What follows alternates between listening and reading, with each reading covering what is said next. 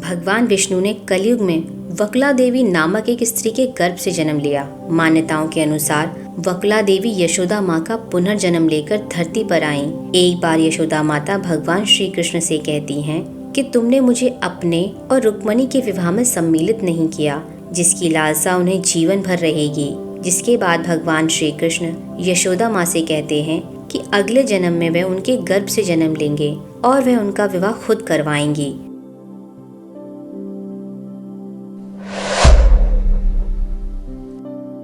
श्रीनिवास यहाँ वहाँ जंगलों में घूमते रहते हैं और हाथियों का पीछा करते रहते हैं। एक दिन हाथियों का पीछा करते करते वह दूर तक निकल गए, जहाँ उनकी नजर पद्मावती पर पड़ी, जो अपनी सहेली और दासियों के साथ खेल रही थीं। तभी हाथी जोर जोर से चिंगाड़े मारने लगे और श्रीनिवास के सामने आए, जिन्हें देखकर सारे हाथी अपना शीर झुकाकर उन्हें नमन करने लगे। यह दृश्य देखकर पद्मावती श्रीनिवास पर मोहित हो गईं। वह दिन रात श्रीनिवास के बारे में सोचने लगी।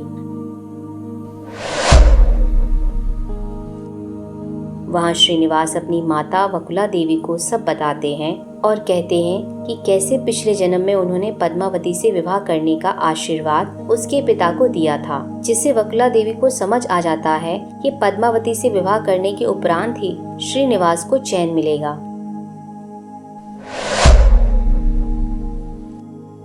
पद्मावती का जन्म एक कमल से हुआ था। अक्सा के राजा को जब कोई संतान की प्राप्ति नहीं हुई तो उन्होंने तप करके धरती को हल से जोतना शुरू किया, जिससे उन्हें धरती के अंदर से एक कमल का फूल मिला, जिसमें एक नवजात कन्या थी, जिसे अक्सा के राजा ने भगवान विष्णु का आशीर्वाद समझकर अपनी पुत्री के रूप में उसका लालन पालन किया। पद्मावती माता लक्ष्मी का ही रूप है।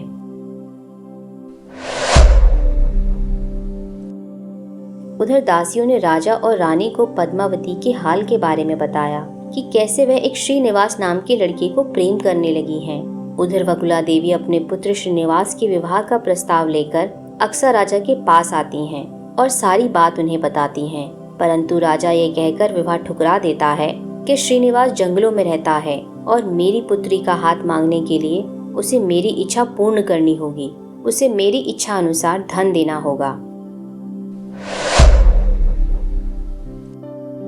जिसके पश्चात श्रीनिवास धन के देवता कुबेर के पास जाते हैं और उनसे बहुत सारे धन को ऋण के रूप में उधार लेते हैं और आश्वासन देते हैं कि इस धन के ऋण को वह कलयुग के अंत तक चुकाते रहेंगे। जिसके पश्चात एक बहुत भव्य विवाह आयोजित होता है, जिसमें सारे देवी देवता सम्मिलित होते हैं। विवाह के पश्चात श्रीनिवास अपनी पत्नी पद्मावती के साथ अपने निवास स्थान पर आ जाते हैं, परंतु जैसे ही माता लक्ष्मी को श्रीनिवास के विवाह की सूचना मिलती है, वह वहां आ जाती हैं और क्रोधित होकर श्रीनिवास से पूछती हैं कि उनके होते हुए उन्होंने पद्मावती से विवाह क्यों किया। तब श्रीनिवास लक्ष्मी माता को समझाते हैं कि पद्मावती भी उन्हीं का रूप है और वह वहां हमेशा के लिए एक मूर्ति के रूप में स्थापित हो जाते हैं, जिनके दाएं और बाएं ओर माता लक्ष्मी और पद्मावती स्थापित हैं।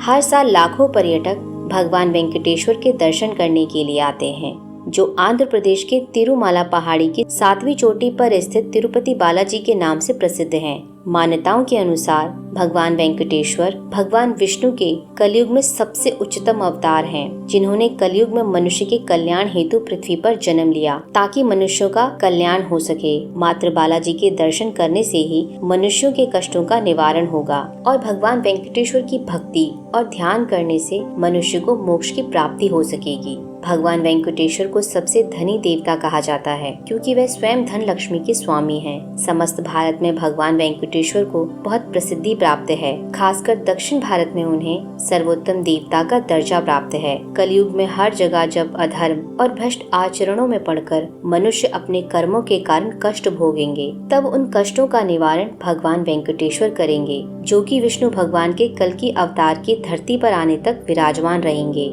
कल्कि अवतार के आगमन के बाद कलयुग का अंत होगा। मान्यताओं के अनुसार भगवान वेंकटेश्वर को प्रसन्न करने के लिए हर साल ब्रह्मोत्सव का आयोजन किया जाता है, जिसे बड़ी धूमधाम से मनाया जाता है। दूर दूर से श्रद्धालु इस महोत्सव का हिस्सा बनने आते हैं, जो 10 दिन तक चलता है।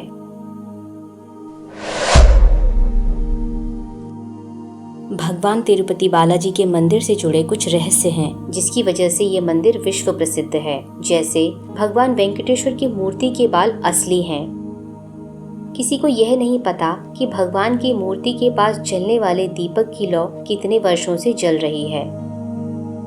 जब भी सुबह के वक्त भगवान को अभिषेक किया जाता है, तब भगवान की मूर्ति में से पसीना आता है, जिसे रोज पुजारी पोंछते हैं।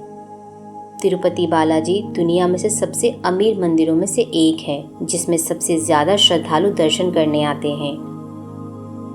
अगर कोई ध्यान लगाकर सुने तो भगवान की मूर्ति के पीछे से समुद्र की लहरों की आवाजें आती हैं। मान्यताओं के अनुसार भगवान बालाजी के लिए फूल माला, दूध, मक्खन आदि को एक गुप्त गांव से लाया जाता है, जिसके बारे में किसी को भी नहीं पता कि वह कौन सा गांव है। मान्यताओं के अनुसार माता लक्ष्मी साक्षात भगवान की मूर्ति के हृदय में विराजमान हैं, जिसके दर्शन करने के लिए बृहस्पतिवार को श्रद्धालु आते हैं, जिसे निजा रूपा दर्शन के नाम से भी जाना जाता है। अगर आपको ये वीडियो अच्छा लगा हो तो वीडियो को लाइक, शेयर और सब्सक्राइब करें और बेल आइकन दबाना ना भूलें।